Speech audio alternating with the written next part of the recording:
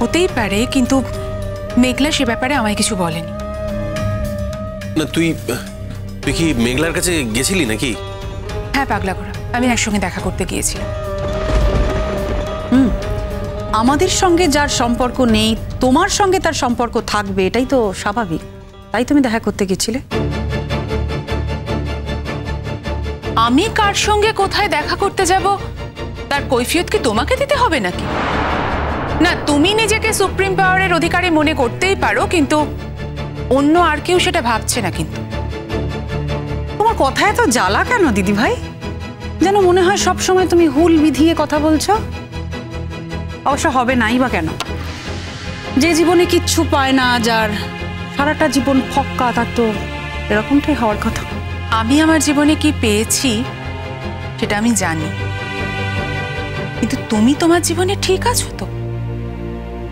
না, মাঝে মধ্যে তো শুনি এমন তুলকালাম হয় যে পাড়ার লোক তিষ্ঠতে পারে না।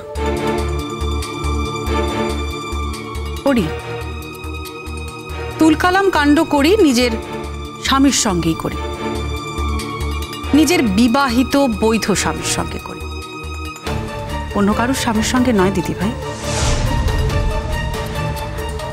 আর তুলকালাম কাণ্ড করে এই বাড়ি ছেড়ে আমি অন্য কোথাও চলেও যাই না, শ্বশুর বাড়িতেই থাকি, নিজের স্বামীর সঙ্গেই থাকি। সুতরাং পাড়ার লোকের যদি তিষ্ঠতে অসুবিধে হয় তাহলে তারা সেটা আমাকে এসে বলুক না, কারণ তোমাকে বলে তো কোনো চূড়া করতে পারে, তাই না দিদি ভাই?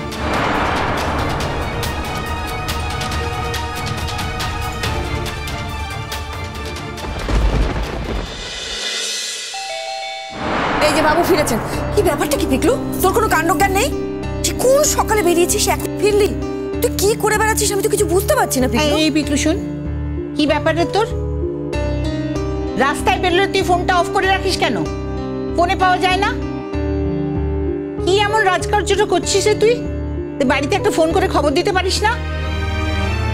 দুপুরবেলা তো খেতে আসনি, সেই খবরটা দেবে না। সেই সকালবেলা খেয়ে বেরিয়েছিস আর মাঝরাত্রির বাড়িতে ঢুকলি। আচ্ছা ছাড়ো, যা যা আগে তুই ছিলি না, এখন তাই তাই হয়েছিস আমি দেখতে পাচ্ছি পিকলু। আচ্ছা ঠিক আছে ঠিক আছে, ফিরেছে যখন আর এত রাগারাগি করো না না না না ছোট, ওকে একটু রেসপন্সিবল হতে হবে, এরকম তো আগে ছিল না। ইনফ্যাক্ট আমাদের বাড়িতে সব থেকে রেসপন্সিবল ছেলে কিন্তু পিকলুই ছিল। আর দেখো, তার আমি তো চোখের সামনে দেখতে পাচ্ছি ওর বদলটা। দিনের পর দিন বলছি পিকলু, জীবনটাকে একটু নতুন করে নিজের মতন সাজিয়ে নে না, তার তো কোনো লক্ষণই দেখছি না আমি। আচ্ছা ঠিক আছে, আমি কথা বলছি, দাঁড়াও। কোথায় গেছিলি ভাই? না মানে তুই যেখানে ইচ্ছে যা, আমার কিচ্ছু বলার নেই। যাবি না কেন? 100 বার যাবি। তো ফোনটা অফ করে রেখেছিস কেন বলতো? বাড়ির সবাই ফোন করছে, তোকে পাচ্ছে না, তো টেনশন হয় না? আমি ফোনটা ইচ্ছে করে সুইচ অফ করে রেখেছিলাম দাদা ভাই। ইচ্ছে করে? হ্যাঁ, আমরা জানতাম যে তোমরা বারবার ফোন করবে। মানে মানে না, আমরা তোকে ফোন করে এটা তুই চাস না, তাই তো? এই কথাগুলো কেন বলছিস পিকলু? না মানে তোর কোনো কথার কোনো মানে কিন্তু আমি বুঝতে পারছি না। কথাগুলোর মানে নিশ্চয়ই আছে বৌমনি, এর আগে তো আমি কখনো এরকম করিনি। আমি সেইটাই তো বুঝতে পারছি না। দেখ পিকলু, আমার সেই আগের পিকলুর সাথে এখনকার যে পিকলু, তার তো আমি কোনো মিলই খুঁজে পাচ্ছি না। তুই মা মরা ছেলে, তোকে আমি আমার কাছে নিয়ে এসেছিলাম যে ভালো করে গড়ে পিঠে নিজের মতন করে মানুষ করব বলেই তো। এখন সেই পিকলুকে যদি আমি খুঁজেই না পাই, চিনতেই না পারি, তাহলে তো আমার আর কিচ্ছু বলার থাকে না। ভালোবাসি, আজ আমি একা আসিনি।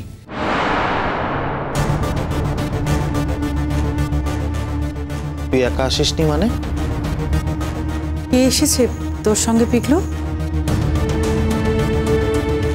কে? আই পিকলু, কে এসেছে রে? 1 মিনিট।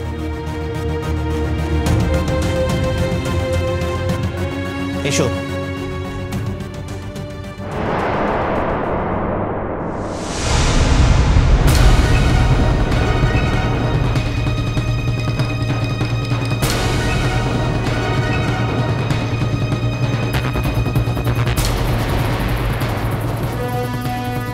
এসো ভেতরে এসো।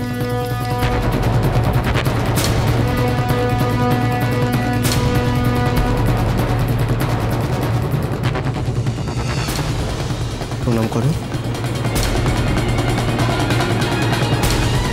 ও এখানে কেন এসেছে?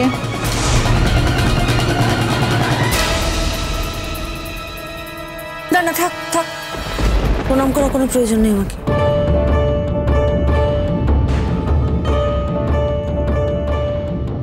আচ্ছা, শেষবারের মতন কি ওকে একটা সুযোগ দেওয়া যায় না? হ্যাঁ, এখন জ্ঞান বয়স থেকে তো আমি এই বাড়িতেই মানুষ হয়েছি। মা বলতে তো তোমাদেরকেই বুঝি, নিজের বাড়ি বলতে তো এই বাড়িটাকেই বুঝি। এরকম একটা অবস্থায় আমি ওকে নিজের বাড়িতে না নিয়ে এসে কোথায় যেতাম বলো? আর সেই জন্যই তো এটা জানা সত্ত্বেও যে তোমরা আপত্তি করতে পারো, আমি দুঃসাহসে ভর করে ওকে এখানে নিয়ে এসেছি। এটা শেষ পর্যন্ত করতে পারলি?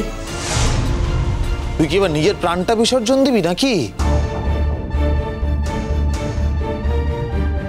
পিকলু, পিকলু, আমার ছেলের জীবনে যা যা সর্বনাশ ঘটেছে সব এই মেয়েটার জন্য হয়েছে, এই মেয়েটার জন্য।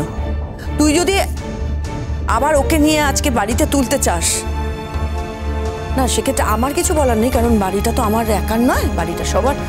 আমি শুধু এইটুকু বলতে পারি যে আমি এই বাড়ি ছেড়ে চলে যাব। তোর কি মাথা খারাপ হয়ে গেছে নাকি রে ছোট? ওর জন্য আমি তোকে ছাড়বো? পিকলুর মাথা খারাপ হয়ে গেছে বলে বাড়ি শুদ্ধ সকলের আমাদের তো মাথা খারাপ হয়ে যায়নি? হ্যাঁ, ওর মাথাটা একেবারেই গেছে। তা না তুই যে এরকম একটা মেয়েকে কেউ ভালোবাসি বলতে পারে? আর এই যে মেয়ে, তোমার লজ্জা করছে না ওই মুখটা আবার আমাদের সামনে দেখাচ্ছ? কার লজ্জার কথা বলছো তুমি দিদিভাই? ওর লজ্জা বলে কিছু আছে নাকি? তুমিও যেমন মামুন, লজ্জার কথা বলছো। অদ্রিজা রানীর আবার লজ্জা? কাজরি, এত কথার দরকার নেই তো। পিকলু শোন, এটা না এখানে হচ্ছে না। মানে অদ্রিজা এখানে থাকবে এ বিষয়ে আমাদের কারোরই মত নেই। এটাই তো স্বাভাবিক দাদা ভাই। তোমরা তো কোনো ভুল করোনি, জেনুইনলি বলছি, সত্যি তো কোনো ভুল করোনি। যা ভুল করার আমি করেছি, দোষটা তো আমি করেছি ওকে এখানে নিয়ে এসে, তাই তো? কিন্তু ওকে এখানে কেন নিয়ে এলাম তোমরা জানো? আমি যদি ওকে এখানে না নিয়ে আসতাম, এখানে না নিয়ে এনে অন্য কোথাও নিয়ে যেতাম, তোমরা হয়তো পরে বলতে পারতে যে পিকলু একবার ওকে এখানে নিয়ে আসতে পারতিস। সেই সুযোগটা আমি তোমাদের দিতে চাইনি, আর কিছু নয়। শুধু সেই জন্যেই আমি অদ্রিজাকে এখানে নিয়ে এসেছি। অদ্রিজা, তুমিও হয়তো জানতে, আমিও জানতাম যে তোমার এখানে জায়গা হবে না। আর ভালোবাসি, আমি তোমাকে একটা রিকোয়েস্ট করছি, প্লিজ প্লিজ তুমি আমার উপর রাগ করো না। তুমি আমার কথাটা একটু ভাবো, আমার কথাটা একটু বোঝার চেষ্টা করো।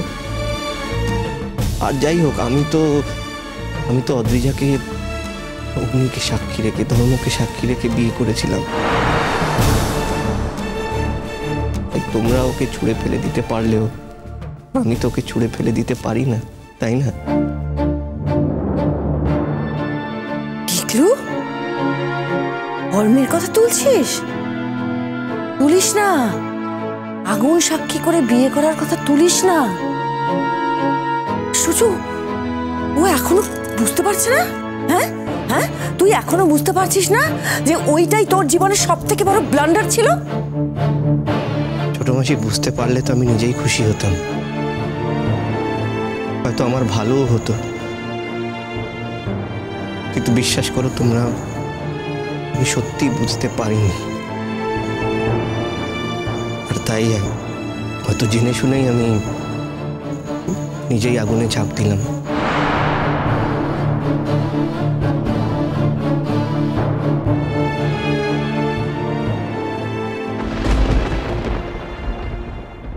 এ বাচ্চা কার?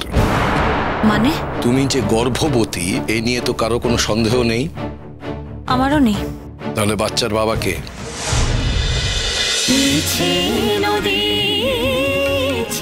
নদী